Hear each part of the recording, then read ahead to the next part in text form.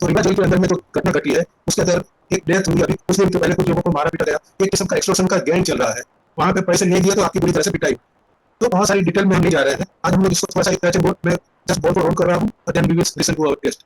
Custodial violence वो violence है जो हमारे जुडिशियल और पुलिस कस्टडी के भीतर में, तो उनके अंदर में जहाँ क्राइम होता है, that is torture, mental torture, physical torture, third degree torture, ये सब जो चीजें हैं, this is all you can say blood violation of human right. Hindi में कहता हूँ मैं, थोड़ा सा बहुत सारे साथी हमारे हिंदी में भी है। हिरासत में हिंसा वह हिंसा है जो न्यायिक और पुलिस हिरासत में होती है, जहाँ अपराध करने वाले व्यक्ति को मानसिक और शारीरिक रूप से प्रताड़ित किया जाता है। हिरासत में हिंसा, दैट इज कस्टोडियल वायलेंस का सबसे बड़ा मुद्दा यह है कि मानवाधिकार, ह्यूमन राइट्स को खतरे में डालकर जो है डेंजर जोन में हमको धकेल दिया है। This is against the humanity, मानवता के विरुद्ध में है। पब्लिक में गुस्सा है, लोकतांत्रिक देश में इस प्रकार का चीजें होगा सरप्राइज होता है, मगर यह होता है और घटना में कम होने के बजाय दिन में दिन बढ़ते जा रही है। This is also another big concern. जब हम ह्यूमन राइट्स की बात करते हैं तो सोशल एक्टिविस्ट में जो देखें, खास करके हम हमारे दो साथी इधर आए, ऐसे कई साथी हैं, उन लोग काम करते हैं तो उनको दिक्कत हो रही है। सबसे बुरा उल्लंघन ड्यूरिंग इन्वेस्टिगेशन, पुलिस जब तक आप मानोगे नहीं तब तक आपकी पिटाई करेंगे।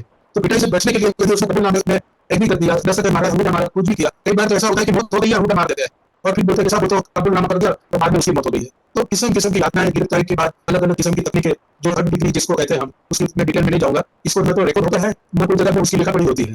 खाली मामला कोर्ट में जाएगा तो लंबी पूछताछ, एक के बाद एक तारीख, तो अब जाए कहाँ? एनएच में जाते हैं। With thanks to both of our activist friend Jayant Das and खासकर मनोज जैना को भी यह बहुत गुड रिकॉर्ड, ट्रैक रिकॉर्ड उनका नीट में कई केसेस में उन्होंने लोगों को कंपेंसेशन भी दिलाया है, सजा भी दिलाई है।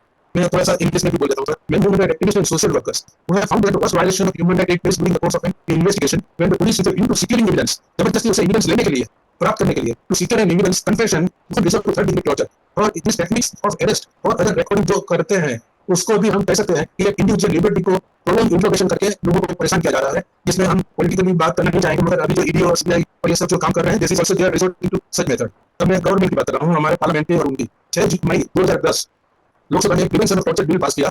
उसके अंदर राज्यसभा ने वो बिल सिलेक्ट कमेटी को भेजा। सिलेक्ट कमेटी को भेजने के बाद उसके बाद थोड़ी चर्चा हुई, मगर ये बिल जो बनाया सरकार ने, भारत सरकार की बात कर रहा हूँ, that was not up to the standard of United Nation convention against torture. कि जो चीज हमें करनी चाहिए वो हमने नहीं किया। हमने जो बिल बनाया उसमें भी लिप आपको किया, लेकिन वहां गया मतलब ये बिल आगे कोई कागज नहीं हुई, टिल डेट में हुई। और ये रिवर्स बिल जो था 15 लोकसभा के अंदर 18 मई 2014 को लोकसभा डिवीजन बिल भी खत्म। जिस कवर ट्रैक रिकॉर्ड 2018 की बात कर रहे हैं, लॉ कमीशन ऑफ इंडिया ने सजेशन दिया कि रिपोर्ट के अंदर के यूनाइटेड नेशन की जो कन्वेंशन अगेंस्ट टॉर्चर उसको भारत सरकार को रेटिफाई करना चाहिए और एक stand alone law against torture of citizen against by the government agent उसके ऊपर बात करनी चाहिए। द रिपोर्ट जो है इसके ऊपर में it was pointed out that India was facing difficulties in extraditing criminals from other nations. दूसरे देश में से उनको लाने में हमें दिक्कत हो रही है, मगर इसमें भी कोई है जो ढाक के 3 बात वाला हल कुछ भी रिजल्ट नहीं आ रहा है। हमारे साथ आज सुधीर सक्सेना साहब हैं जो रिटायर्ड हाईकोर्ट जज है और प्रैक्टिसिंग एडवोकेट हैं, सलीम साहब भी हैं जो एकेडमिशियन है, और हमारे कुछ साथी लोग भी हैं जो दोनों एक्टिविस्ट लोग, उससे भी हम लोग सुनेंगे कि ये इस सिचुएशन के अंदर हम बाहर कैसे आए। अब मध्य प्रदेश के हम और दूसरी के बहुत सारे रिकॉर्ड्स हैं, यदि उसकी हम डिटेल में जाएंगे तो काफी लंबा चर्चा हो जाएगा। शॉर्ट में मैं इतना कह सकता हूँ कि हमारे पास एक ह्यूज जैसे कहें डाटा बैंक है, जिसके अंदर में केसेस फाइल किए गए हैं, कोर्ट में लगे हुए हैं, टॉर्चर हो रहा है, फिर भी पुलिस जो है उसको कोई परवाह नहीं है, जेल अथॉरिटीज को परवाह नहीं है। हमने देखा है कुछ लोगों को, जैसे में विकास दुबे ऑफ कानपुर, फिर कोई अंसारी में क्या नाम था मेरे को नाम नहीं मालूम, उसको पुलिस कस्टडी में से हॉस्पिटल ले जाने के टाइम में उसको लाई और अल्ट्रा मॉडर्न वेपन्स लेके उनको वहीं गोलियों से मार दिया और पुलिस देखती रहेगी। तो इससे सब चीजें लोगों को हंसी आ रही है कि ये पुलिस है या कोई सुरक्षा कोई आदमी मजबूत टाइप का आदमी है, तो उसको ये नहीं मालूम कि ग्रेडेड टेररिस्ट को ले जा रहे हैं, क्रिमिनल को ले जा रहे हैं, उनको एडिक्ट सिक्योरिटी ह्यूमन राइट तो वो भी है, जब तक वो डिक्लेयर नहीं होगा इनोसेंट तब तक वो आदमी क्रिमिनल नहीं है। मगर आपके पास सॉलिड टेल्स है, आप उसको कोर्ट में जाइए। अब कोर्ट में जाते हैं तो वो लोग ये बोल रहे हैं पुलिस वाले कि साहब हमारे यहाँ इतने सारे केस तारीख पे तारीख होती है, हम कितना करेंगे। तो जो भी न्याय का तरीका है वो करो और पब्लिक उसको फुलमाला पहनाती है। We have seen in UP also in a number of cases. So in such condition, challenges before us, we the civil society people, is too much. हम लोग को इस पर आगे चले, कम से कम मेरा ख्याल से अभी जो रिमांड हुआ है, जो इंसिडेंट हुआ है, उसका जो पता चला है कि वो एक्सटॉर्शन था, उससे पैसे मांगे गए थे, उससे पहले वाले पैसे नहीं लगाए, इसीलिए जो है उसको टिकट बैठी वो आदमी आ गया। हमें ऐसा circumstances what we also do, हम लोग को इसमें कुछ ना कुछ आगे पहल करनी चाहिए। इस एंगल से हम आपसे सबसे रिक्वेस्ट करें कि लेट अस डिस्कस और सुने हमारे साथ अपने साथियों को, और काफी रिमार्केबल होगा और वी कैन गो अहेड। अभी आपकी बहुत सारी डिटेल्स है जो हम शेयर कर सकते हैं, मगर पॉसिबल टाइम और 2 घंटे में हम लोग और भी बहुत सारी चीजें करनी है, तो मैं यही बात करता हूँ और रिक्वेस्ट कर रहा हूँ अपने साथी शिवाजी भाई को कि please proceed with the matter. जी धन्यवाद प्रवीण जी। और इस तरह से आप देख रहे हैं कि आपको कुछ यहाँ पर स्क्रीन शेयर के माध्यम से कुछ चीजें दिखा रहे हैं, कुछ भी आप लोग कृपया एंट्री करें और एंट्री करवाएं और आप कुछ पोस्ट बना दिया भी है। तो इसमें जैसे मार्क कटिंग है, अभी का केस हुआ है, ये यहीं पर घर है, एक घर हमारा थाना क्षेत्र में लगता है, गाँव भी है, गौरी के आसपास। आप देख सकते हैं फोटो देखिए, इस फोटो में आपको क्या दिख रहा है, इनको हॉस्पिटल में भर्ती कराया गया था और ये कोई ऐसी स्थिति कोई इतने बड़े क्रिमिनल नहीं थे। इनका जो भी था, इनका क्रिमिनल रिकॉर्ड जैसा भी रहा, जेल में बंद थे, जेल के बाद इनकी तबीयत खराब हुई, तो हॉस्पिटल रेफर नहीं किया, इनसे पैसे की बात की थी, वहाँ पे 5 लाख रुपए जो वहाँ के लोगों को जो काम करते हैं उनको देते हैं, तो उनको फैसिलिटी दी है और इन्होंने चूंकि पैसे नहीं दिए और देख सकते हैं कि डेथ हो गई है, लेकिन इनके हाथ में अकल नहीं हुई है। ये किस मामला के तहत आप करते, ठीक है, कि वो क्या थे, आरोपी थे, उनका आपराधिक सिद्ध हुआ था कि नहीं, जो भी था वो तो कोर्ट फैसला करती, लेकिन क्या इस स्थिति में सामने वाले की जब डेथ हो गई है या हॉस्पिटल में है, तो क्या उसके हाथ में हथकड़ी लगी रहनी चाहिए? इनके परिजन हमारे बीच में जुड़े हुए हैं, श्री गुड्डू सिंह जी दीक्षित उनका नाम है, वो हमारे कार्यक्रम है, उनसे हम आपको बात करवाएंगे और वो सारी चीज़ें के बारे में वो बताएंगे। तो इस तरह से ये हालात हैं और पेपर ऊपर भी आप देख सकते हैं, हम लोग जैसे यहाँ पे अध्यक्ष है, चीफ जुडिशियल मजिस्ट्रेट जो हैं प्राधिकरण, इनका हम लोगों ने इसमें दिया था, किसने इन मामलों को दिया, हमारे बीच में लोग गौतम हैं जो कमांडो रहे हैं भारतीय सेना में और वो रिटायर होकर के आए हैं, उनको भी 3 महीने दे रहे हैं और उन्होंने जेल में सर्टिफिकेट उनको अच्छे कंडक्ट के लिए दिया है। वो भी हम आपको यहाँ पे क्योंकि आप लोगों के व्हाट्सएप देखा हुआ है और बीच में, तो भी आप देख सकते हैं कि उनको भी इसमें मतलब पार्ट मार रहा है, वो पूरा किस्सा वहाँ के अंदर किस्सा हमारे बीच में जुड़े हुए कराएंगे। तो इस तरह से है, इसको हम स्क्रीन शेयरिंग बंद करेंगे और हम अब सीधे इस एक सेकंड में कुछ स्क्रीन नहीं, हाँ, तो टॉपिक पे आते हैं और सीधे आप चलते हैं। यदि आप कहें तो हम सीधे पहले आप मीठी सुनवा दें लोगों की जो हमारे बीच में जुड़े हुए हैं, बाकी हम एक्सपर्ट का व्यू तो लेते ही रहेंगे क्योंकि ये कुछ लाइव एग्जांपल आपको यहाँ पर मिलेंगे, जो लोग वहाँ जेल में रहे हैं वो अपनी बात बताएंगे, वो क्या कहते हैं। सक्सेना साहब सलाह ले लीजिए। हाँ, सक्सेना सर, जस्टिस सक्सेना साहब, सर इसमें क्या हम लोग जो जुड़े हुए हैं, वो जो जेल से होकर के आए हैं, ये सारी यातनाएं झेले हैं, उनसे हम बात करें पहले, आप पहले एक्सपर्ट्स पहले उनसे बात कर लीजिए, उनकी बात सुन लीजिए। वेट करो, पीड़ित हैं, उनको पहले सुनिए। ये तो शिकायत दे सकती है कि पीड़ित सुना नहीं जा रहा है। जी, बिल्कुल सर, धन्यवाद आपका। तो जस्टिस सक्सेना साहब का यहाँ पे परमिशन मिला हुआ है, तो सबसे पहले हम कमांडो अरुण गौतम जी को यहाँ पर इनवाइट करेंगे, वो अपने आप को अनम्यूट करके ये पूरे प्रकरण के बारे में बताएं। कमांडो अरुण गौतम जी। जी नमस्कार। अभी जो ये अभी मैं बता रहा हूँ, मैंने भ्रष्टाचार के खिलाफ सेना से नौकरी छोड़ने के बाद 21 साल नौकरी छोड़ने के बाद मैंने भ्रष्टाचार के खिलाफ जब यहाँ पर एक मुहिम छेड़ा तो राजनीति का षड्यंत्र हुआ और 30 जुलाई 2022 को मुझे जेल भेज दिया गया और 20 जनवरी 2023 को मैं जेल से रिहा हुआ। जेल पर मुझे प्रशंसा पत्र दिया गया, प्रशंसित किया गया, क्योंकि वहां पर जो मेरा कार्य था, जो हमारा कार्यशैली था, उस तरीके से मैंने काम किया। परंतु जेल के अंदर जो मैं भ्रष्टाचार देखा तो वाकई में वो चौंकाने वाला है कि वहां पर 5 से 6 लाख रुपए प्रतिदिन का कमाई है। यानी जो बंदी यदि जाता है जेल में तो एक दिन पहले उसे डिमांड रखा जाता है कि तुमको अपने परिजन से 10,000, 20,000, 50,000 जो जिस लायक होता है उससे बोलते हैं कि पैसा कल मंगा लेना, कल तुम्हारा मुलायजा हो। और मुलायजा से पहले यदि पैसा आ गया तब तो वो बंदी पिटाई से बच जाता है, नहीं तो उसको हेलीकॉप्टर शॉट बना करके 2 पैर 2 बंदी लटकाते हैं और 2 हाथ और चक्की वाला जो पट्टा होता है उससे एक साइड एक दूसरे साइड पट पट पट पट पट पट वो तब तक पिटाई करते हैं जब तक बंदे का री करके आवाज नहीं निकल जाता, तब तक पैसे मिलेंगे। इसके बाद केंद्रीय जेल रीवा में एक कैसीनो वार्ड है, वहां पर जिसके पास पैसा है उसके लिए 10,000 रुपए पहले लिया जाता है, जिसमें उसका व्यवस्था दिया जाता है। उसमें आपका गांजा है, उसमें आपका तंबाकू है, उसमें आपका गुटखा है, उसमें आपका सिगरेट है, सबका रेट एक निर्धारित किया गया है। 5 रुपए वाले तंबाकू का कीमत है वहां पर 300 रुपए और 10 रुपए वाले तंबाकू का कीमत वहां पर है 700 रुपए। ऐसा करके पूरा इन्होंने रेट करके फिक्स कर रखा है। जेल के खिलाफ महोदय कोई बोल नहीं पाता। कारण यह है कि जेल के अंदर जब तक अगर कोई जस्टिस साहब जाते हैं वहां पर या कोई अधिकारी आते हैं तो पहले वहां जो चक्कर अधिकारी होते हैं वो बता देते हैं कि किसी को जवान नहीं खोलना है, यदि जवान खोले तो इनके जाने के बाद तुम्हारा वो व्यवस्था होगा जो अभी प्रतिदिन देख रहे हो। इसलिए कोई व्यक्ति वहां पर आवाज नहीं खोलता। मैंने जेल गाथा एक लिखा था कि लिख रहा हूं मैं कथा अजन्म कारावास की, क्या कहूं क्या वेदना है जेल के आवास की। एक पल जीना है मुश्किल, बेतुके हालात हैं, दफन दीवारों के भीतर सब छुपे जज्बात है। खाने पीने में लिखा था कि 3 कच्ची रोटियों में बस बना पेट है, 3 कच्ची रोटियों में बस बना पेट है, दाल पानी में है जीवन स्वाद से न भेंट है, लाठियों की सनसनाहट मौन होकर जीव सहता, दुर्दशा ऐसी है होती जैसे उन लाश की, क्या कहूं क्या वेदना है जेल के आवास की। मैंने स्वयं जेल गाथा लिखा।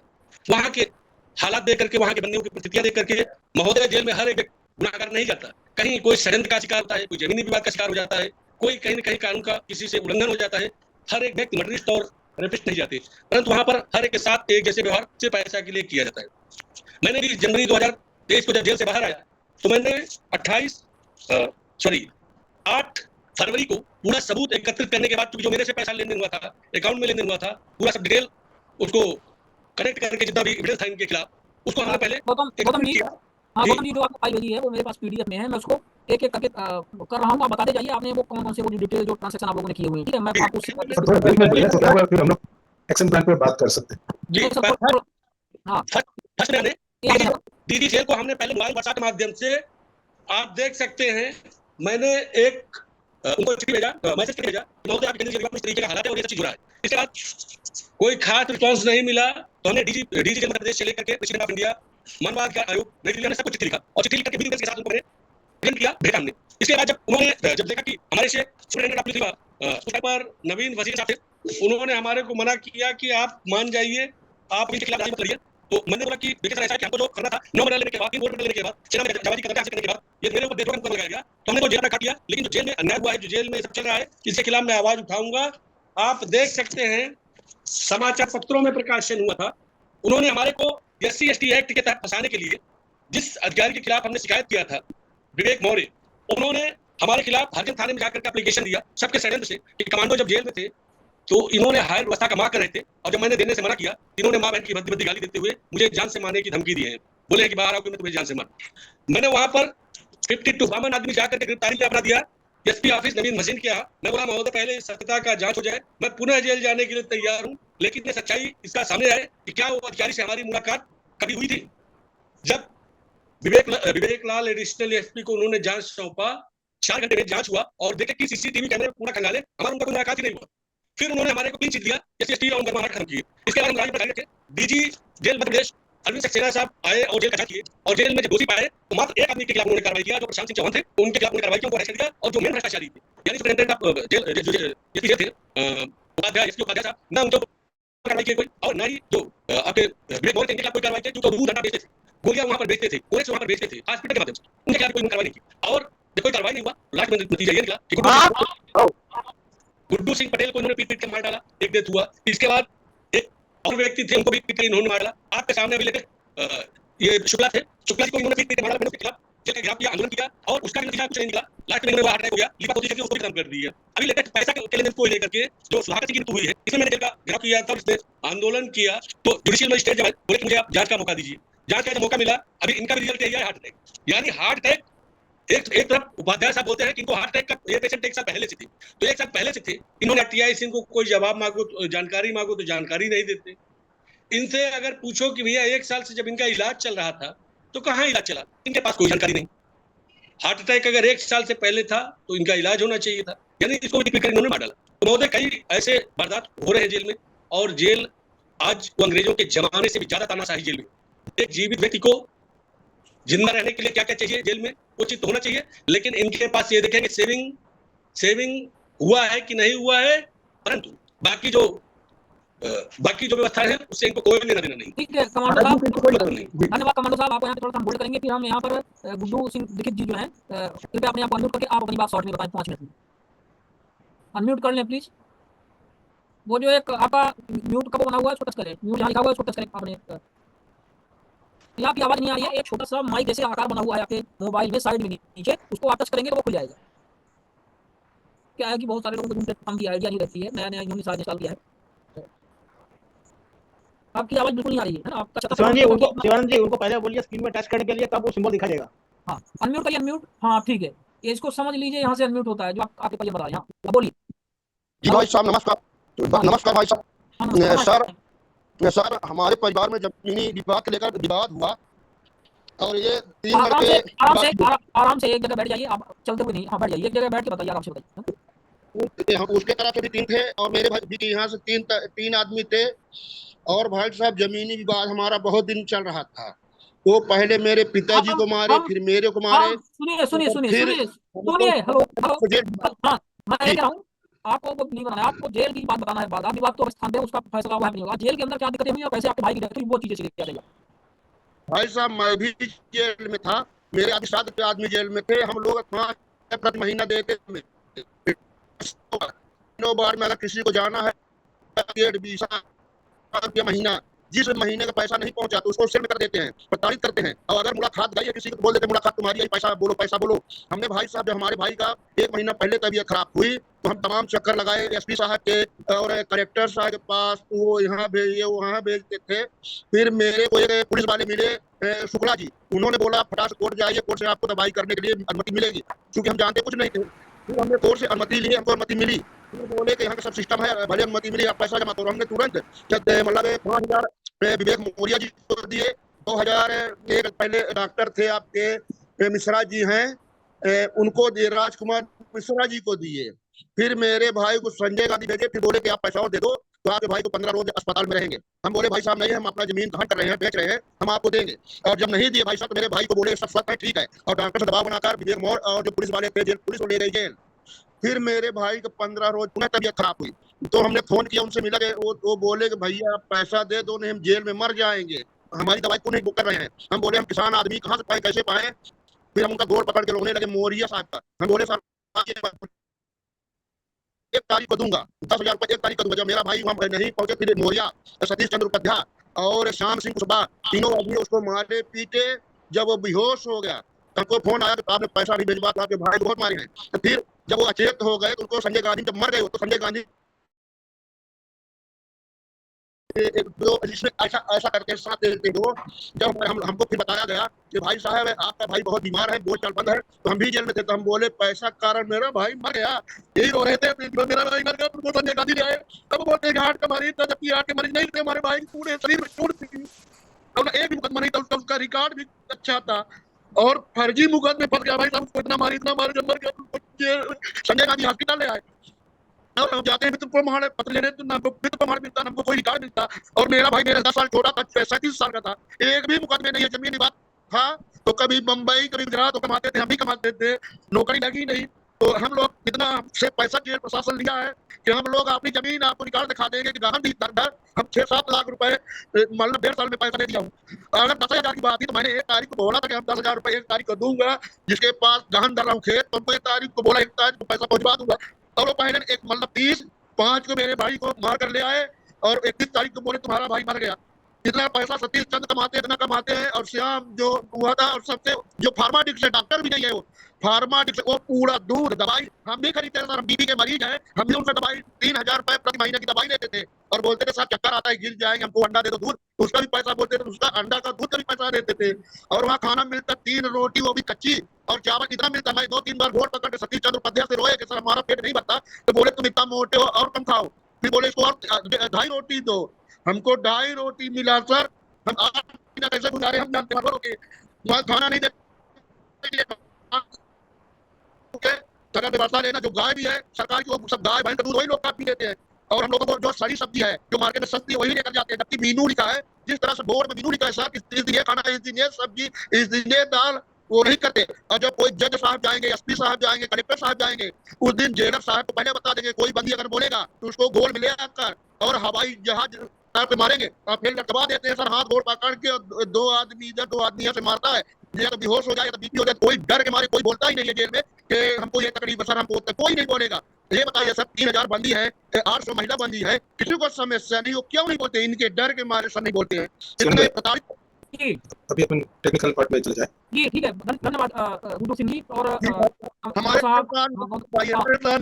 रिक्वेस्ट कर रहा हूँ, ये जो भी विक्टिम दोनों ने जो बताए हैं, उनको कहिए कि जो भी सीक्वेंस में एफिडेविट के हिसाब से डॉक्यूमेंट बना के आपको दे दे। बिल्कुल, ऑलरेडी गौतम जी जो है वो कमांडो साहब उन्होंने भी अपना दिया ही है, बहुत सारे एफिडेविट है, एफिडेविट जवाब देना है कमांडो साहब आपको। जो स्टेटमेंट बनाए सुन लीजिए। अभी हम लोग मनोज जेना साहब को, जस्टिस सक्सेना साहब को और जैन दास साहब को सुनेंगे, उसके बाद एक्शन प्लान बनाएंगे। मगर जो भी आपका स्टेटमेंट होगा विदाउट एफिडेविट, उसकी डॉक्यूमेंट की कोई कीमत होती नहीं होती। तो हम लोग बताएंगे, आप शांति रखिए, आपके साथ हम लोग हैं। जो हुआ है उसको तो वापस हम उल्टा तो कर नहीं सकते, आगे क्या किया जा सकता है कि दूसरों के साथ ये ना हो। कमांडो साहब और आपको न्याय मिलेगा। देते हैं, इसमें उनको साइन करते हैं, वो रीवा के बहुत सारे प्रकरण को उन्होंने लड़ा हुआ है, जानते हैं, तो अपना भी एफिडेविट देंगे, पुलिस शिकायतों का कॉपी आप देंगे कमांडो साहब और गुड्डू सिंह जी को, और जो राजू शुक्ला वगैरह और जिन लोगों के साथ हुआ सबका एफिडेविट बनवा करके, और जब बन जाए तो कृपया आप हमें सूचित करें तो उसको हम पोस्ट कर दें ताकि वो पिटीशन लग जाए। जी एकदम जी। अब आ जाते हैं हमारे एक्सपर्टाइज टीम की तरफ, जो हमारे एक्सपर्ट जुड़े हुए हैं, ह्यूमन राइट डिफेंडर्स हैं और रिटायर्ड जस्टिस साहब हैं हमारे, सक्सेना साहब हैं। अब आकर के हम सक्सेना साहब बहुत बहुत धन्यवाद आपका, आपने बड़े ही धैर्य के साथ पीड़ितों की आपने बात सुनी। हालांकि आप जज के तौर पे रहे, जस्टिस के तौर पे, तो ये तो आपके डे टू डे लाइफ का पार्ट ही रहा होगा कि वहाँ पे आप जब एविडेंस आप अपना रिकॉर्ड करते हैं तो सारी चीजें आती हैं। पर एक बार पुनः आपको वही चीजें याद आई होंगी यहाँ पर कि वही कोर्ट रूम टाइप का है और लोग अपनी पीड़ा बता रहे हैं, तो सर इसमें आप अपनी बात रखें। देखिए मैं शुरू यही से करता हूँ कि जो आपने एक पटेल साहब ने इतना बड़ा बनी टॉपिक उठाया, ये बन बहुत से चलाई और अनवेटेड है। मतलब भोपाल मध्य प्रदेश के दक्षिण भगवान का कि आग चलती रहनी, आग सीने में है तो चलती रहनी चाहिए। तो इस आग को जारी रखने का काम जो आप कर रहे हैं बहुत बढ़िया काम कर रहे हैं, मैं पूरी तरह से आपके इसमें साथ हूँ। अब वो मध्य प्रदेश की बात बता रहा था कि मैं 80 में, मैं उस वक्त लॉयर था, इलाहाबाद हाईकोर्ट में प्रैक्टिस करता था, मेरे कृष्ण मैया में रहते थे, तो वहाँ उनके दोस्त जेलर थे, मैया में सब छोटी जेल है। तो एक बार मैं उनके जब बैठा तो शाम की बात है, तो जो बाहर से कोर्ट से कैदी पकड़ के आए थे वहाँ पर उनके पास, तो उसमें सब कपड़े उतरवाए जाते हैं, केवल अंडरवियर पहन के उनको पता आता है कि शायद उनका हाइट वेट नोट किया जाता है। तो मैंने देखा कि हाइट वेट नोट करने में एक आदमी कम से कम 20-25 लाते 10-20 घूसे मार दिए थे। तो मुझे बड़ा बुरा लग रहा था कि हमने कभी देखे ही नहीं है। वो कैसे करो 2 लात पेट मार दी, गर्दन पीछे का 1 सिर में मार दिया, गर्दन मार दिया, इतना मुझे मारा। मैंने बाद में पूछा जनरल साहब ये बताइए कि आप तो कुछ कर नहीं रहे तो बंद हो क्या है, आप इन्हें मार क्यों रहे हैं? बोले इसलिए मारते हैं ताकि ये जेल को ये समझे आराम की जगह है, यहाँ वाला कसुदा तो क्राइम न करें। मैंने कहा चलता है बात ये। कोर्ट में जब मैं इंस्पेक्शन जाता था, जेल के इंस्पेक्शन जाता था, तो मुझे महुआ में एक लड़की जो मेरा हाथ पकड़ के रोने लगी। बोले साहब हमने 500 रुपए दिए तो भी हमसे ये वाला काम करवा रहे हैं, देखिए पढ़ाने का मिला था। ये सही है कि हम लोग जाते थे, खाना बड़ा अच्छा मिलता था, दाल वाल घी पड़ा होता था, अच्छी मिलती थी, लेकिन हम लोग जानते हैं कि अंदर क्या होता है। जो इन्होंने कहा है वो थोड़ा कहा है, इससे ज़्यादा होता है। एक केस ये भी था जिसमें कि जेल से रात में, सेंट्रल जेल से रात में मुलजिम निकाल दिए गए, उन्होंने बाहर जाके मर्डर किया, लौट के बंदों के, और यही इन्होंने एलआई की प्ली ली थी कि हम सब जेल में थे, हम कैसे कर सकते हैं। तो जेल में वो सब क्राइम होते हैं जो कि बाहर शायद होते हैं या उससे ज़्यादा अंदर जेल में क्राइम होते हैं। जेल में ऐसा कोई ऐसा क्राइम नहीं जो ना होता हो। अब 2 तरह की टॉर्चर बात हुई, दो होते हैं, पुलिस करते हैं, जेल करते हैं। पुलिस करती है हमेशा एविडेंस कलेक्शन के लिए, पुलिस ले जाती है, अगर एक्यूज मिलेगा तो उसे मारेंगे, 30 देंगे, उसे हर तरह परेशान करेंगे ताकि वो कन्फेस कर ले या नाम बता दे, रिकवरी करा दे। और अगर एक्यूज नहीं मिला तो उसकी बीवी, बच्चे, फादर, पेरेंट्स को बैठा लेंगे थाने में, 8-8 10 दिन तक बैठाए रहते हैं उनको, उनके साथ इंडिविजुअल ट्रीटमेंट करते हैं, उनकी कंप्रोमाइज करते हैं। अल्टीमेटली जब तक वो तो एक नया सिस्टम और चला के तुम घर गिरा देंगे तो अपने आदमी आता है। देखा आपने बरेली का एक वीडियो आया था, बरेली में शूट आउट हुआ, तो उसमें एक सेंटर नहीं करा तो उसको होटल लगा दिया, तब सेंटर कर गया। तो ये सब तरीके ये पुलिस करती है। जेल में जो होता है वो सिर्फ एक्सटॉर्शन के लिए होता है। पुलिस के अंदर जो टॉर्चर होता है वो होता है कि एविडेंस कलेक्ट करते हैं, बाकी पुलिस जो पैसे लेती है दैट्स डिफरेंट मैटर। लेकिन जेल में जो होता है वो सिर्फ इसलिए होता है कि आप जेल में सुविधा से रह सकें, जेल में आपको आराम मिले, जेल में तकलीफ ना हो। और ये गौतम सामने कहा कि सामने कोई नोटिस में था, बहुत सारे मैटर्स आए थे और ये सब सही भी है। बढ़िया अब ये बात है कि अब वो कह रहे हैं कि डीजी साहब आए थे, स्पेशल कुछ नहीं किया। ये लोग कुछ नहीं करेंगे। आज तक बताएं कभी किसी गवर्नमेंट के किसी मंत्री ने या किसी सेक्रेटरी ने एडमिट किया हो कि हाँ ये आदमी ने जेल में एडमिट किया, उसको सस्पेंड कर रहे हैं, टर्मिनेट करते हैं, इनका एक्शन ले रहे हैं या इनका कुछ कर रहे हैं, जो भी क्या है कोर्ट्स ने ही किया है। तो बेसिकली उनका इसलिए कि they are in clique with them वाला ये पूरा कहूट है जो ये काम करता है। और इन्होंने जो दूध मलाई कौन कौन सी बातें कही हैं ये बिल्कुल सही है, हम सब इसको जानते हैं। Less set is better well set. इसलिए ये लोग अथॉरिटीज कभी नहीं जेल वालों के खिलाफ पेशेंट कभी नहीं लेंगे, रिजॉल्व कर देंगे। इतने मरे देखिए हर सेकंड एक मर्डर होता है।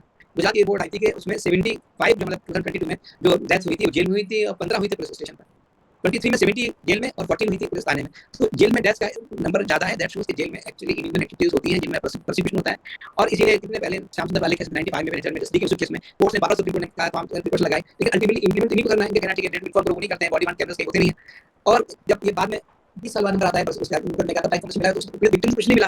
हालांकि अब विक्टिम को का प्रॉब्लम सीआरपीसी में आ गया है तो अपने एफआईआर होती कुछ मिलेगा, लेकिन ये सब बहुत नाकाफी जब तक रिस्पॉन्सिबिलिटी नहीं आ जाए कोर्ट को। आप ये सही है कि आज ये चर्चा नहीं विषय नहीं था, कोर्ट में पेंडेंसी बहुत है, ये विषय किसी और डिस्कस करेंगे। लेकिन ये भी सही है कि कोर्ट में एक अलग से एरिया कोर्ट बनाई गई जो ह्यूमन राइट कमीशन देखती है। अब ह्यूमन राइट कमीशन में कौन है आप जानते हैं, ह्यूमन राइट एक्टिविस्ट हमारे पैनल में है, देख रहे हैं कि ह्यूमन राइट कमीशन में चेयरमैन रेगुलेटरी बॉडीज हैं, ये इनफैक्ट सही बात है कि बहुत कम इफेक्टिव है, तो मैटर नहीं पहुंचते तक। दूसरे ये जो वो है गवर्नमेंट नॉमिनीज होते हैं, इनका कोई असर कभी होता नहीं, ना कभी काम कर पाते हैं। एक एक्टिविस्ट गांधी टाइप लोग पहुंच गए जहां पर अपना ये पटेल साहब पहुंचे, मतलब बहुत कम लोग हैं क्योंकि ये उनके नॉमिनी होते हैं। तो they always try to settle the matter, कोशिश करेंगे चल जाए इधर चला जाए, तो ये तो इनफेक्टिव साबित हुए हम।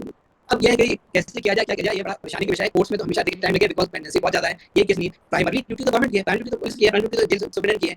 जेल सुपरिटेंडेंट और जेलर है, आज जेल के अंदर मालिक होता है। अभी देखा आपने कलकत्ता जेल में मुन्ना भाई की डेथ जेल में, कितने मर्डर्स जेल में हो रहे हैं, मतलब दे आर ऑल प्लान्ड, यार एग्जीक्यूशन जो होता है कराया जा रहा है, मतलब कैसे हो रहा है। मतलब जेल में एक बहुत वीडियो आते हैं 6 चाकू सूझा से एक आदमी को बहुत दिल्ली में, हमने तिहाड़ जेल में देखा था, आपने वीडियो देखा था। इसमें जेल में क्राइम हो रहा है तो आप समझते हैं कि जेल वालों को नहीं पता है क्या, मतलब आधी मिनट होती है थाने में सुसाइड होती है, कहते हैं दे डाइड बाय सुसाइड, मतलब सुसाइड मतलब होती है, हम लोग पता चलता सुसाइड होती है, सब अटैक हो जाते हैं, ये सब होता है। अच्छा पुलिस वाले बहुत से मारपीट भी करते हैं, तो इन्होंने मरसे से मारा, देखा मर गया, जाके जेल में भर्ती करा दिया आपने बैक डेट दिन पहले, जिंदा देखा के वो वहां जेल के खाते में डर है। तो कुल मिलाकर ये इनह्यूमन बिहेवियर है जो लोगों का मैन अथॉरिटीज है। अभी सुप्रीम कोर्ट ने रिसेंटली पुलिस कांस्टेबल केस में बिल का मैटर आया था, तो उन्होंने कहा था कि इन्हें हम रिवेल इसलिए नहीं देंगे क्योंकि इनकी जिम्मेदारी थी प्रोटेक्ट करने की, और इन्होंने ये काम किया इसलिए इनको ये स्ट्रिक्टर अप्रोच अप्लाई करेंगे और उनकी बिल खारिज कर दी। तो कोर्ट इतना देखिए कर ही नहीं। और अभी जेल में कास्ट के आधार पर डिस्क्रिमिनेशन होता है कि किस कास्ट के कितने लोग हैं, हमसे काम भी आते हैं, तो उसको सुप्रीम कोर्ट ने नोटिस किया कि यार ये फाइल सभी रिपोर्ट्स मांगी गई हैं। लेकिन जो जेल के अंदर टॉर्चर हो रहा है, जो कस्टडी टॉर्चर हो रहा है, इनके तो हमें बहुत लंबी लड़ाई नहीं पड़ेगी, और लड़ाई जो है कोर्ट से भी होगी, गवर्नमेंट से भी होगी। एक और बिहार हो सकती है, बस एक रीवा का एग्जांपल है, ऐसा हर जेल में हो रहा है। एक रीवा को मॉडल बनाई हो सकती है पूरी इंडिया के लिए जहां ऐसा हो रहा है। लेकिन अल्टीमेटली ये जब तक बिल नहीं होगी, बिल पावर नहीं, गवर्नमेंट अपना बिल नहीं शो करेगी, तो डिफिकल्ट लगता है। कोर्ट्स के बहुत लिमिटेड अधिकार है, कोर्ट्स तक पहुंच पता है जितने केस दिखाए गए हैं,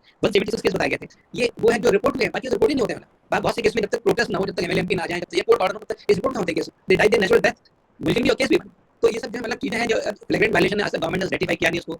लॉ कमीशन रिपोर्ट 113 153 मई 217 कितनी रिपोर्ट लॉ कमीशन की आई है, 140 एमएन करता है एविडेंस का, आज तक ये नहीं हुआ। सब काम हो रहा है। और अभी पटेल साहब ने कहा ना जो रिसेंटली जो अभी प्रोसिक्यूशन हो रहे हैं बहुत सारे, और यूपी में तो बहुत सारी किलिंग्स हुई हैं जो कस्टडी के अंदर हुई है, मतलब चाहे जेल के अंदर हुई हो, चाहे पुलिस की कस्टडी के अंदर हुई हो, हत्या हुई हो। तो ये सब है मतलब कहीं ना कहीं ये स्लैब है सिस्टम पर और रूल ऑफ लॉ पर, जो हम लोग संविधान में कहते हैं कि डिग्निटी वाला यूज करते हैं सिटीजन दिया, वो सब कंप्रोमाइज है। In fact one feels very disgusted मतलब दिस प्रिविलेज सिचुएशन। लेकिन चुप होकर बैठा वाला नहीं, आप नहीं लॉ लगाई है और भी लोग लगाएं, आगे बढ़ा मैटर। तो ये दो केस हैं और भी केस होंगे, यही रास्ता है ना। तो सिचुएशन वेरी क्लियर एक्चुअली।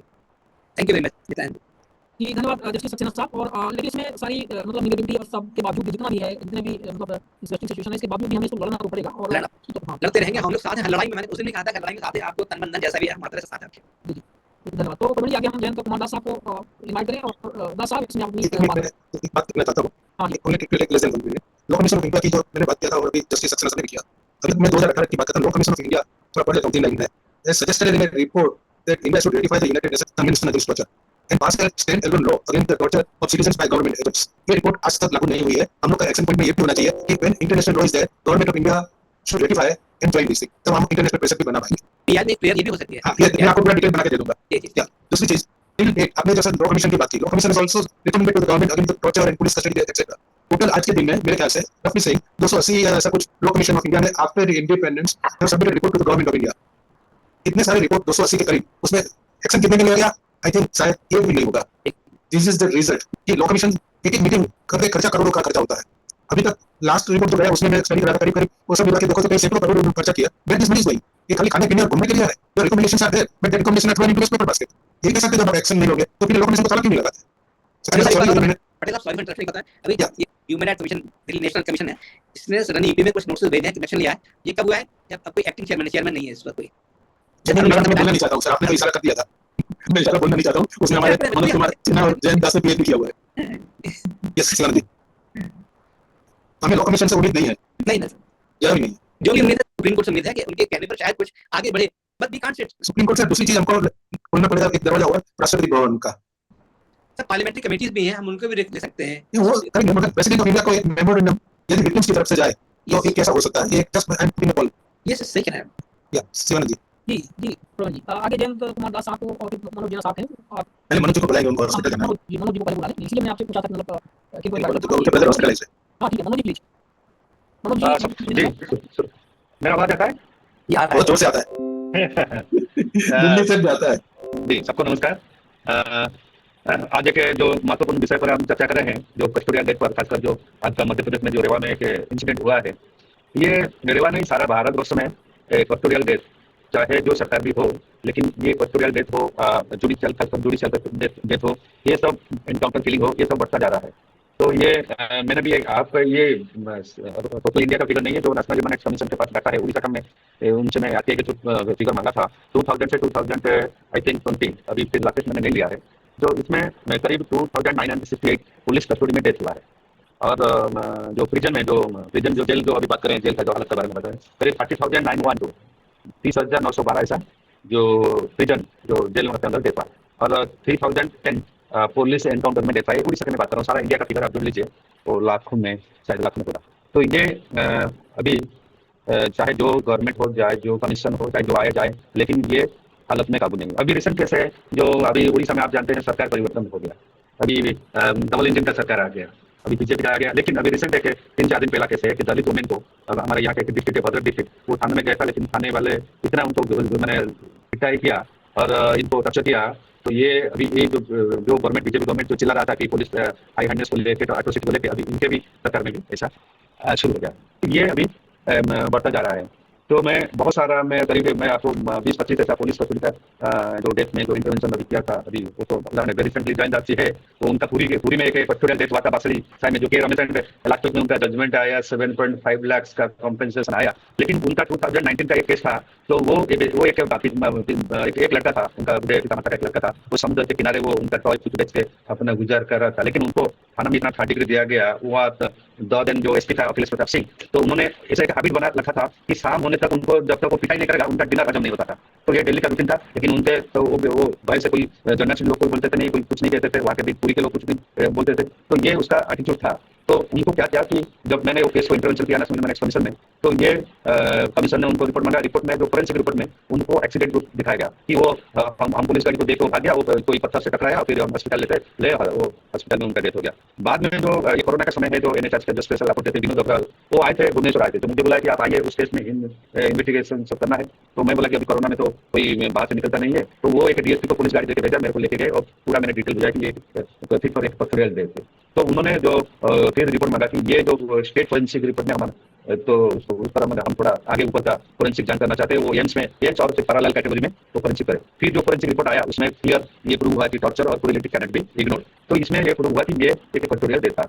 तो ये घटना अभी रिसेंट का जो जजमेंट था, जब मैंने उनको पूरे माता पिता से मैंने बात किया कि आपको ऐसा है कॉम्पेंसेशन अवार्ड किया गया, तो रोने लगा। वो बोले कि बेटा मैं अपना मेरे हस्बैंड जो बूढ़े हैं उनको मैंने खाना देके अभी टॉय बेचने, बेटा तो चले गया, अभी टॉय बेचने के लिए मैं समुद्र के जो रहते हैं जो बालू में वो बेचने में आया हूँ। तो ये बात मैंने सुना, मुझे तो कोई सहारा नहीं देता, आपने एक केस को टेक ओवर किया, हैंडल किया, तो आप मैं क्या दे सकता हूँ? नहीं कुछ नहीं है, आप आपका जो मिल जाएगा तो मुझे जो पैसा मिल जाएगा तो मुझे बताना, लेकिन उसको फर्दर जो कल्प्रिट है उसको फिर अभी जॉइन बाबू मैं बात करूंगा कि उसको लेके जो एक, क्योंकि वो तो फर्दर कोर्ट में केस नहीं दे सकते, उसको हम अगर कोर्ट में केस जो दोषी है उसको हम दंड दे सकते हैं, compensation is not for punishment, तो ये हम कर सकते हैं। तो ये घटना बस और एक छोटा एक तो ऐसे तो बहुत ही एक छोटा घटना है कि मासूम बात का केस 2015 का वो केस हमने लिया था, एक आदिवासी का वो बेडन जो बरगढ़ का बेडन थाना था उसमें। इन केस के बारे में जो दो केस हमने सुना है इसके बारे में हमारा क्या एक्सपर्ट रहेगा, एनएचआरसी में आप क्या मदद कर पाएंगे कि इस पे डिस्कस किया जाए प्लीज? जी, अभी देखिए हम सब जानते हैं कि स्टेट लेवल पे स्टेट ह्यूमन राइट्स कमीशन है, नेशनल लेवल में नेशनल ह्यूमन राइट्स कमीशन है। अक्सर ये जो स्टेट में मेरा जो एक्सपीरियंस है, स्टेट अगर ये घटना होता है, मैं जो आपको फिगर दिया गया कि इतना जो फिगर है कि स्टेट में जो पुलिस के अगेंस्ट में स्टेट गवर्नमेंट ये एक्शन नहीं ले पाता, कि अभी का जो आप जानते हैं हमारा जो इन्वेस्टिगेशन प्रोसीजर है, अगर कोई एक्शन टेकन रिपोर्ट इस केस में आता है तो वो डीजी को आता है और एसपी को आता है, वो अक्सर वो पुलिस जो उनका जूनियर है, जो इंस्पेक्टर है, जो भी हो ये घटना में जो कल्प्रिट है, दोषी है, उनके खिलाफ में रिपोर्ट नहीं देते। ये थैंक्स टू जो कमीशन है उनको फिर जांच पड़ताल करते हैं, लेकिन अक्सर वो नहीं देते। सारा गाइडलाइंस है, जैसे आप जानते हैं कस्टोडियल गाइडलाइंस है, सारा गाइडलाइंस भी फॉलो नहीं करते हैं।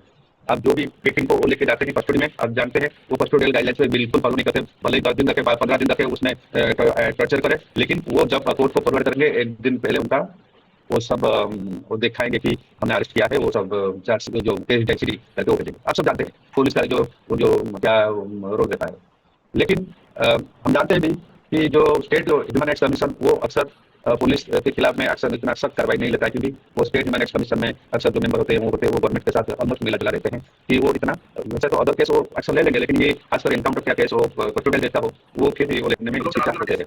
हाँ, आलोचना केस तो मैंने किया था, ये सब होता है।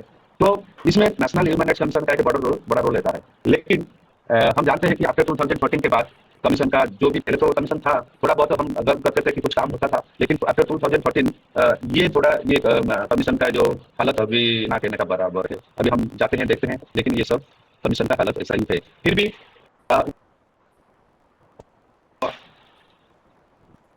हेलो, आवाज आता है? हेलो, आवाज आता है?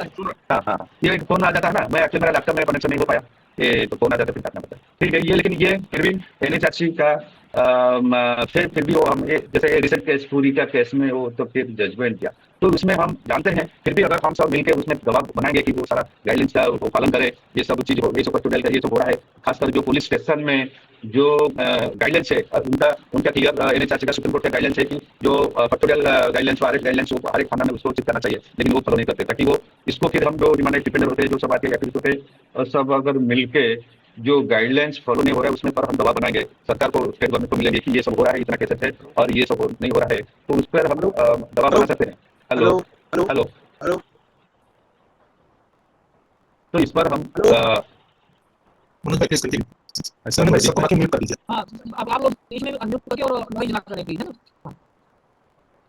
तो ये एनएचआरसी का एक बड़ा रोल रहता है कि ये सब जो कस्टोडियल डेथ होता है कि उस पर वो सख्त कार्रवाई करे, खासकर वो तो कंपनसेशन बड़ी कंपनसेशन दे सकता है, लेकिन जो दोषी लोग हैं उसको पनिशमेंट मिल नहीं रहा है।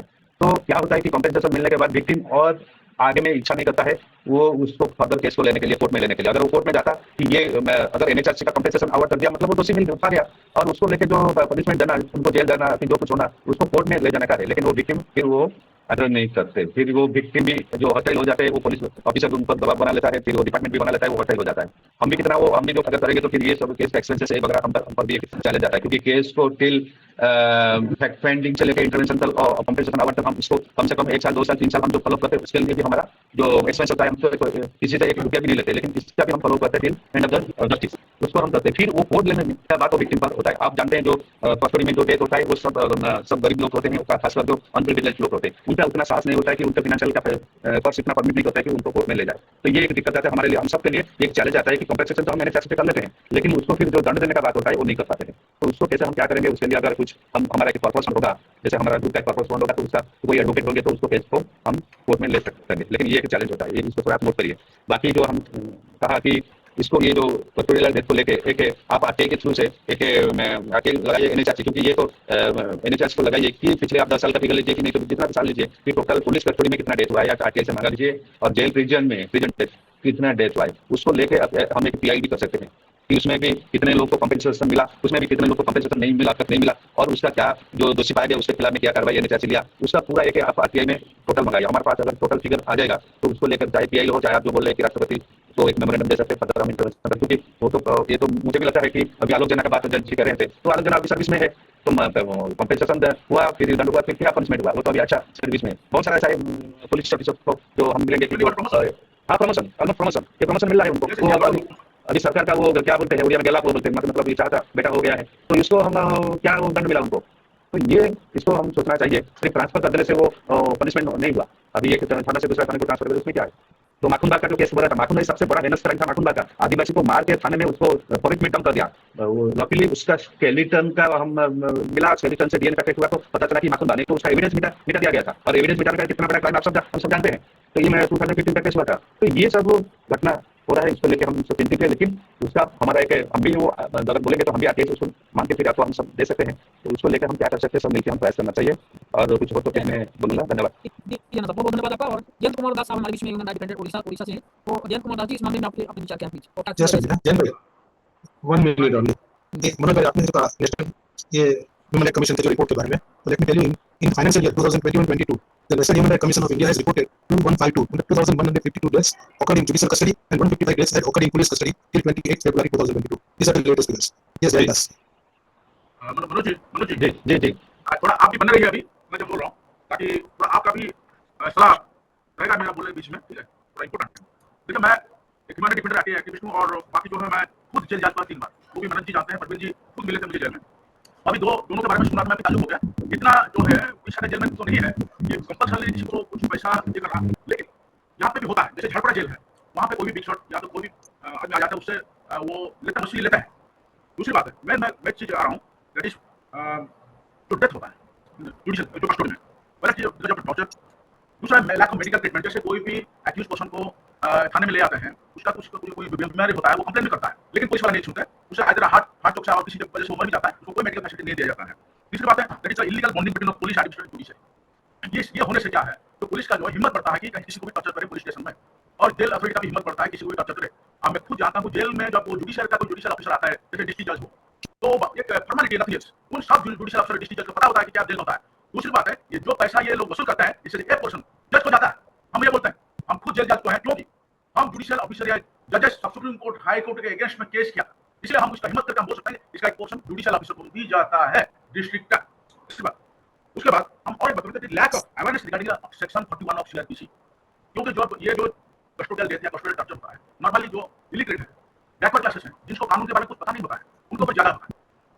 और ये लोग नहीं जानते कानून के बारे में, जानते जैसे जो पुराना सीआरपीसी 41 है, उसमें ऐसा है कि किसी को 7 साल से नीचे जिसका दंड विधान है उसमें वो नोटिस कर सकते हैं और उसको बुला नहीं सकते, जबरदस्ती उठा के नहीं ला सकते थाने में। लेकिन ये बात किसी को नहीं पता, वो भी थाना अधिकारी किसी के थ्रू, किसी होमगार्ड के थ्रू किसी को भी बोलते भाई थाना अधिकारी बुलाए, तो फट से वहां पे पहुंच जाता है।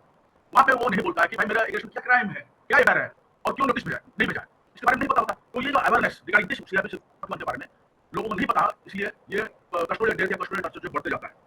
मेन इंपॉर्टेंट चीज है, सुप्रीम कोर्ट ने सीसीटीवी के बारे में, इंस्टॉलेशन के बारे में, थाने के हर जगह पे including bathroom, latrine, everywhere CCTV installation के लिए 2/12/2020 को एक ऑर्डर दिया था, जजमेंट दिया था, वो था Paramvir Singh Saini versus Baljit Singh and others.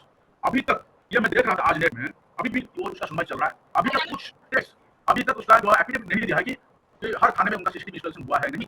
अभी नेक्स्ट लास्ट डेट था 9/2/2024 को, इसमें एफिडेविट आ रहा है और इंटेलेक्चुअल एप्लीकेशन भी आ रहा है। लेकिन मैं जब यहाँ से फैक्ट फाइंडिंग किया, मुझे पता चला पूरी स्पेशली पूरी का यहाँ पे हर जगह सीसीटीवी है इस सुप्रीम कोर्ट ऑर्डर के वजह से, लेकिन जिस जगह पे टर्चर होना है, whether it is ISC chamber या तो और जगह, वहां पे सीसीटीवी नहीं है। जैसे एक अभी केस हुआ है that is called Baroda police station of Puri, वहां पे एक आदमी को बुला के उसको रात भर रखा गया, वो रात को 10 बजे आईएससी के रूम में टॉर्चर किया गया। उसका सर पे बहुत बड़ा चोट आया था, उसके बाद उसने कहीं से मेरा फोन नंबर लेके मुझे फोन किया, तो मैं उसको बोला कि भाई आप आगे बढ़ोगे ना। हाँ, तब मैंने जो एनएचए से केस करने का, NHA has taken it seriously, उसको 5 लाख का कंपनसेशन देने के लिए इनसे मांगा चीफ सेक्रेटरी से। और दूसरी बात, जो एडिशनल एसपी वहां का एनएचए के ऑर्डर के बाद जो इन्क्वायरी किया, उनको उस इन्क्वायरी में पता चला कि ये सही है, जो बोले उनको टॉर्चर हुआ, और ये टॉर्चर जो आईएससी के रूम हुआ, आईएससी के रूम पे सीसीटीवी नहीं है। क्यों नहीं है? इसका मतलब है या तो यहाँ पे टॉर्चर के लिए या तो ब्राइब लेने के लिए ये जगह पे सीसीटीवी नहीं होता है। जैन भाई एक्शन प्लान में आइए ना, what we can do in such cases. उसके बारे में मैं बता रहा हूँ कि सुप्रीम कोर्ट को अभी तो ये जो है 4 साल हो गया ऑर्डर करते हुए, लेकिन सुप्रीम कोर्ट अभी तक कोई सख्त कार्रवाई नहीं किया है जिनका वहाँ सीसीटीवी नहीं है। और जो फॉल्स एफिडेविट दिया है तो इसमें और भी मॉडिफिकेशन होना चाहिए। जो सीसीटीवी लगा हुआ है थाने में उसका लिंक एसपी ऑफिस में होना चाहिए, ताकि एसपी जो है कभी भी उस थाने का निगरानी रख सके। और सारा एसपी का ऑफिस का, डीजी के ऑफिस में होना चाहिए, डीजी का ऑफिस का होम डिपार्टमेंट में होना चाहिए, ताकि ये जो लाइव जो निगरानी होगा तो वहाँ पे जो कस्टोडियल डेथ या custodial torture in police station या जेल, ये दोनों में कम हो जाएगा। यहाँ पे मैं सुना कि जो पैसा नहीं देता उसको मारते हैं, तो वहाँ पे तो सीसीटीवी ऑफ कर दिया जाता होगा, या तो जो जिस जेल में वो मारते हुए वहाँ पे सीसीटीवी नहीं होगा। ये बहुत ही इंपॉर्टेंट चीज है। और जो प्रिवेंशन टॉर्चर बिल 2022 उसके बारे में पार्लियामेंट में मना कर दिया, भाई हमेशा कोई बिल नहीं लाएंगे। सुप्रीम कोर्ट में जो एक केस फाइल हुआ था, वो जो डॉक्टर अश्विनी कुमार उन्होंने किया था इसके बारे में, वहाँ पे उन्होंने सेटलमेंट रिजेक्ट कर दिया। भाई केस पे क्यों? क्या सुप्रीम कोर्ट इंटरनेशनल लॉ से ऊपर है? नहीं है ना, वही तो मुझे कहना है कि अभी दूसरी बात ये जो और एक बात है, हम लोग जो ह्यूमैनिटी डिफेंडर हम ज्यादातर कंसिडर करते हैं जैसे मेन सिटीज के ऊपर, तो कटक हो गया, दिल्ली हो गया या पूरी हो गया, हम ज्यादा कंसिडर केपी के जैसे आदिवासी एरिया रूरल एरिया में नहीं करते। इसके वजह से क्या होता है, ये जो यहाँ का जो पुलिस स्टेशन होता है ये अपना मनमानी करते हैं, जैसे कानपुर और कहीं है वहाँ पे भी ऐसे ही हुआ। और जो दोनों बोले एक दो थे, एक फौजी थे जो कि कमांडो थे, उनको इतना बड़ा टॉर्चर किया गया। क्यों किया गया ऐसा? इसलिए हुआ क्योंकि वहाँ का जो ह्यूमैनिटी डिफेंडर्स होंगे वो ज्यादातर एक्टिव नहीं है। यदि इनके तरह और भी 10 ह्यूमैनिटी डिफेंडर आके इनके साथ खड़े हो जाए तो वहाँ पे मजबूर हो जाएंगे सब करने के लिए। कैसे वो रिप्लाई देते रहे, वो डीजी को भेज रहे हैं, राष्ट्रपति को भेज रहे हैं, हर जगह भेज रहे हैं, लेकिन वो नाकाम है क्योंकि वहाँ का ह्यूमैनिटी डिफेंडर आए जेल हाउस के साथ पुलिस वालों से मिले हुए हैं, या तो वो एक्टिव नहीं है, जस्ट फॉर फॉर्मेलिटी से वो अपना काम कर रहे हैं। ये मुझे कहना। धन्यवाद जी। प्रवीण जी,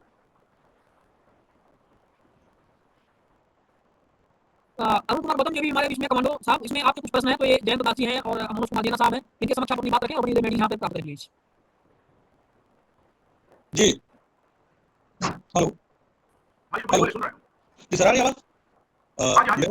मेरा निवेदन ये है कि जिस तरीके से अभी हम आप सब एक्टिव हैं और ये लग रहा है कि व्यवस्था बिल्कुल चरम सीमा पर है, इसमें सुधार होना चाहिए।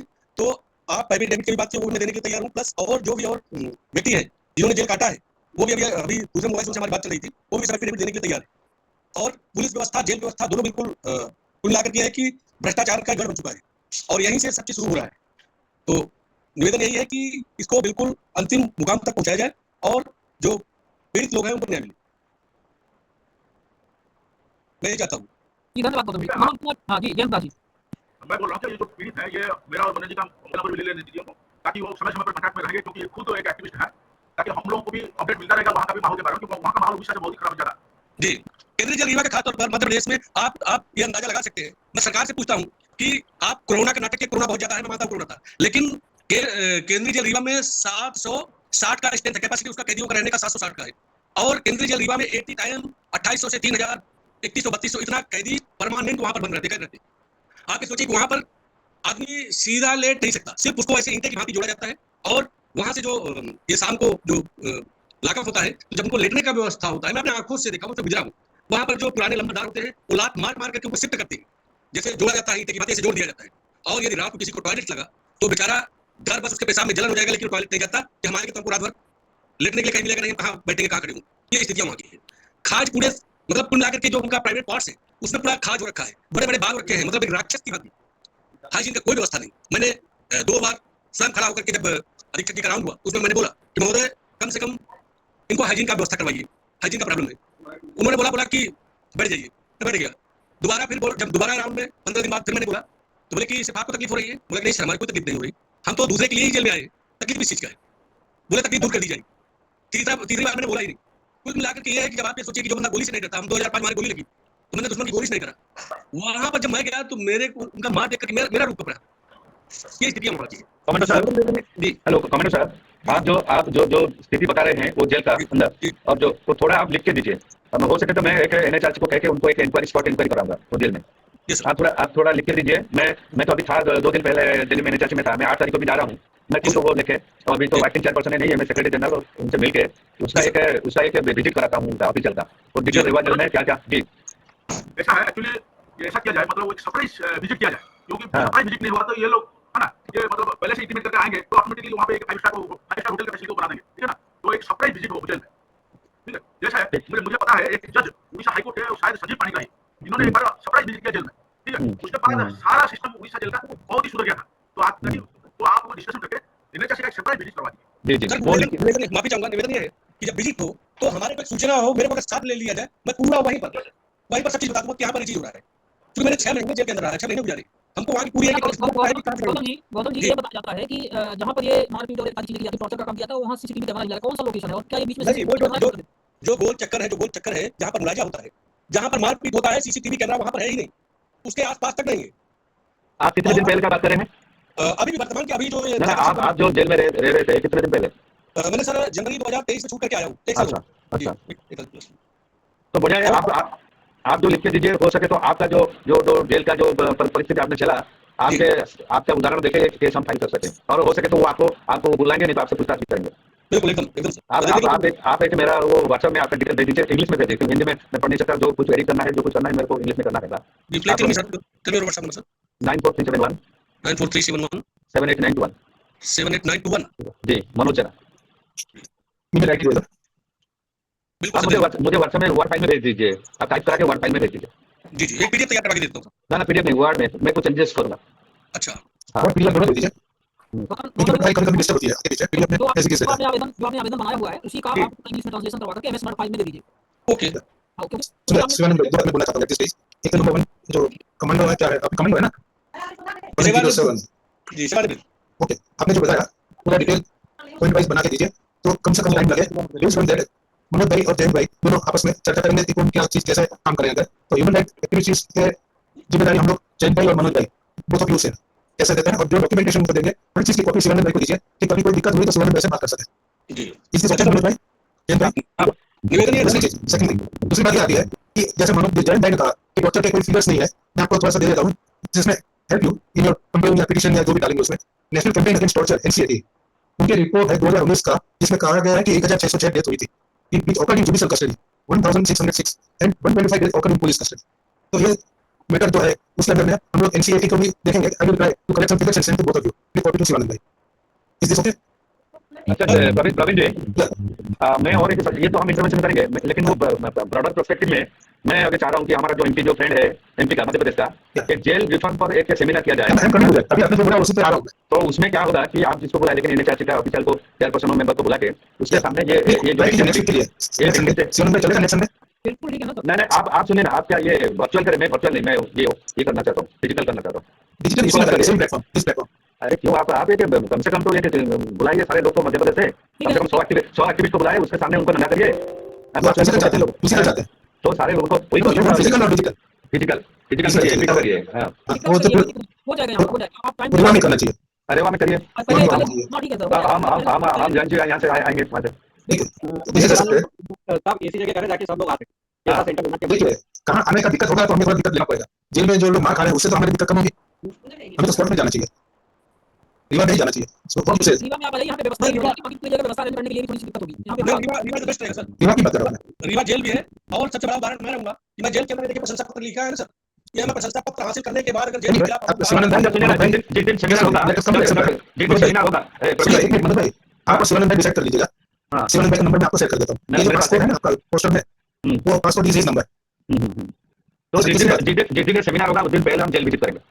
ओके, मैं उससे पहले की दूसरी चीज बोलता हूँ, सुन लीजिए।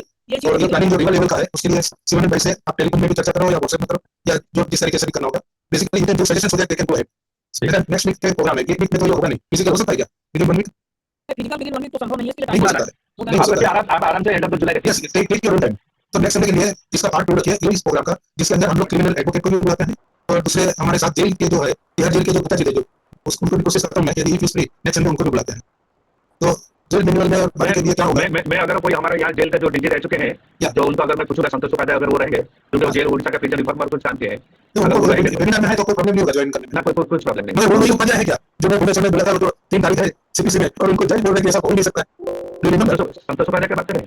नहीं, वो नाम मुझे नहीं मालूम है। बीजेपी थे और एक फॉर्मर जज थे जो बॉम्बे भुवनेश्वर हाई कोर्ट थे, जिसने आपने क्या मुझे उसमें अवार्ड दिया था पता नहीं, मगर उसमें ये मैंने जो कहा था कि there are maximum 3 days permissible under CPC, वो बोले नहीं ऐसा कोई कानून नहीं है, जज बोले थे, इफ यू रिमेंबर। वो जज नहीं वो पुलिस का वो थे आईजी प्रिजन थे, क्या नाम था पता नहीं, समबडी वाज देयर, जज सपोर्टेड। अच्छा तो वही इसलिए मैंने कहा I challenge you prove me wrong. Anyway next week हम लोग रखते हैं इसका पार्ट 2। आप तो मीटिंग में बवाल कर देते हैं, बाकी लोग घबरा जाते सच बोलना हमको पता नहीं पता है, जो करना करो, हमको आई एम नॉट बॉदरेबल। तो जैन भाई को भी पता है, जैन भाई ने जब कहा chief justice of India Deepak Mishra उसके खिलाफ मामला बनाया था, we have given facts openly और मीडिया को भी दिया है, और जैन भाई ने कंप्लेंट फाइल किया है। मैं उसके ऊपर डाइवर्ट न करूं, कभी चर्चा करेंगे corruption in judiciary, that is also big issue, क्यों हम उसमें अभी डिस्कस यहाँ नहीं करते, this is not about this issue. Praveen ji, अब इसमें सेकंड मीटिंग तो हमारी अगले संडे को हो ही रही है, इसके पहले हमारे बीच में जस्टिस साहब जो हैं नहीं, सुनिए, मैं आपको एक बात ही कर रहा हूँ, यही चीज जिसको यही बता रहा हूँ, प्लीज जस्टिस साहब से सुनिए। तो नेक्स्ट वीक में उनसे भी सजेशन है कि कुछ एडवोकेट को भी बुलाएं, दो क्रिमिनल एडवोकेट, जस्टिस साहब का भी आना बहुत अच्छा रहेगा, then we will finalise the action plan. एक तो नेशनल ह्यूमन राइट कमीशन में कंप्लेंट जाएगी, स्टेट ह्यूमन राइट कमीशन में कंप्लेंट जाए, जेल रिफॉर्म के लिए जो काम करना चाहिए, क्या करना चाहिए, जो अथॉरिटी है उनको हम लोग इनवाइट करें, क्रिमिनल एडवोकेट को इनवाइट करें और उनसे भी ओपिनियन लिया जाए, बाय दैट टाइम इन लोग की कंप्लेंट भी तैयार हो जाए और जो कंप्लेनेंट्स हैं इनके जो पीपल्स हैं उनको एफिडेविट भी तैयार हो जाए। तो based on that affidavit draft के ऊपर पहले ड्राफ्ट आ जाए, जो हकीकत उसमें कोई हेराफेरी नहीं करना है, तो टू द पॉइंट चले एक हफ्ते के अंदर वो एफिडेविट और ड्राफ्ट आ जाएगा, वो तो हम लोगों ने तो आ जाएगा। तो मैं कोशिश करूंगा नेक्स्ट वीक में कि दो क्रिमिनल एडवोकेट्स भी आ जाए और जो भी डिसीजन हम लोग लेंगे वो जस्टिस साहब की सलाह से ही लेंगे। जस्टिस हाँ, सक्सेना साहब टुडे हमारे बीच में स्वागत करें, हमारे बीच में श्री राहुल सिंह सर और श्री यादव जी नहीं, वो सुन लेंगे, उनका सक्सेना साहब से कंफर्म कर लेंगे सर। चालीस बहुत सारे सक्सेना सर, सक्सेना साहब सुन पा रहे हैं, आपको अनम्यूट करना पड़ेगा। कुछ कह रहे हैं क्या आप? या नेक्स्ट संडे इसका पार्ट 2 है, जिसके अंदर हम लोग कुछ 2-3 और गेस्ट को बुलाएंगे, क्रिमिनल एडवोकेट्स हैं जो भी है, वो कैन हेल्प अस। यस, तो विल गुड, विल गुड, पहले से इनकी एफिडेविट भी आ जाएगी। जी जी, वेरी गुड। तो आई विल देयर। सबसे Thank you, sir. Thank you sir. Now Shivanand भाई, हाँ जो है सर, नेक्स्ट वीक हम लोग इसी का कंटिन्यूएशन पार्ट 2। हाँ, राहुल सिंह सर हमारे बीच में जुड़े हैं, पूर्व और मध्य प्रदेश सूचना आयुक्त, और श्री यादव सर हमारे बीच में जुड़े हुए हैं, पूर्व मध्य प्रदेश सूचना आयुक्त, उनका स्वागत करें। और राहुल सर, आज का जो टॉपिक है वो कस्टोडियल डेथ को लेकर के ह्यूमन राइट्स वायलेशन और इस तरह से, तो इन चीजों में कुछ आरटीआई की बात हमारी जयंत दास जी जुड़े हुए हैं, जिना साहब जुड़े हुए हैं, उन्होंने बताई, प्रवीण सर ने बताई कि आरटीआई से भी कुछ जानकारी हासिल की थी अपने अपने स्टेट्स में, और कस्टोडियल डेथ और इस तरह से जो भी प्रिजन में डेथ और ट्रिब्यूनल के डेटा आए हुए थे, उस विषय में एमपी में भी कुछ इस तरह से किया जा सकता है। हालांकि जो हमारे बीच में प्रिंसिपल लॉ कॉलेज पटना सरी साहब बोल करिएगा, हम आपकी तरफ आ रहे हैं। तो राहुल सर, इस विषय में आरटीआई से कैसे मदद मिलेगी और ये टॉपिक जो ज्वलंत है, इसमें जो बातें आ रही है, इस पर आपका क्या कहना है? देखिए, यहाँ पर जो मिस्टर जिन्ना ने जो सजेशन दिया है, वो काफी इंपॉर्टेंट सजेशन है उनका कि ये जो पुलिस थाने में जितने सीसीटीवी लगे, उसका जो कंट्रोल है, उसका जो मॉनिटरिंग की व्यवस्था होनी चाहिए, और सब्सिक्वेंटली जो उनके हायर ऑफिसर्स हैं, उनका जो सीसीटीवी कैमरा लगे वो उनके हायर ऑफिसर के यहाँ होना चाहिए। बल्कि हायर ऑफिसर की जगह मैं कहूँगा कि एक जो कंट्रोल रूम है, पुलिस का कंट्रोल रूम होता है, वहाँ पर इसकी व्यवस्था होनी चाहिए कि सारे सीसीटीवी कैम की रिकॉर्डिंग जो है वहाँ पर जाए, और सेंट्रलाइज जो आजकल पूरा देखिए पुलिस का जो सिस्टम है मॉडर्नाइजेशन के, इसमें जो उनको फंड मिला है, तो उन्होंने सेंट्रलाइज मॉडर्नाइजेशन का पूरा स्कीम उन्होंने लागू किया है, और उसके तहत आजकल आप देखते हैं कि जो भी आप कॉल करते हैं तो एक सेंट्रलाइज नंबर पे जाता है, वहां से फिर वो रिलीफ डिस्पैच करते हैं, तो वहीं पर रिकॉर्डिंग की व्यवस्था होती है। अब आप देखिए कि बॉडी कैमरा लगाया जा रहा है, हैदराबाद में, तेलंगाना में काफी पहले से प्रचलित है, जो वहां पर जो पुलिसकर्मी होते हैं वो बॉडी कैमरा लगा के जाते हैं, तो पुलिस के काम में पारदर्शिता बनाने के कई प्रयास चल रहे हैं। लेकिन अब ये बॉडी कैमरे की व्यवस्था अगर उनके थाने में कर दी जाएगी तो वो मैनिपुलेट हो जाएगा, रिकॉर्डिंग डिस्ट्रॉय होने लगेगी। लेकिन यहाँ बॉडी कैमरे की जो व्यवस्था होती है, जो अब्रॉड में भी जो व्यवस्था होती है, वो सेंट्रलाइज सिस्टम है, वहां पर रहता है। और कई बार तो आपने देखा होगा कि अब्रॉड में कहीं कोई ऐसा विवाद आता है तो बाद में पुलिस सब्सिक्वेंटली, भले ही उनके पुलिस ऑफिसर उसमें दोषी होते हैं और कोर्ट रूम में जब वो बॉडी कैमरा की रिकॉर्डिंग आती है और पुलिस वालों को दोषी पाया जाता है, तो सब्सिक्वेंटली पुलिस डिपार्टमेंट उस बॉडी कैमरे की रिकॉर्डिंग को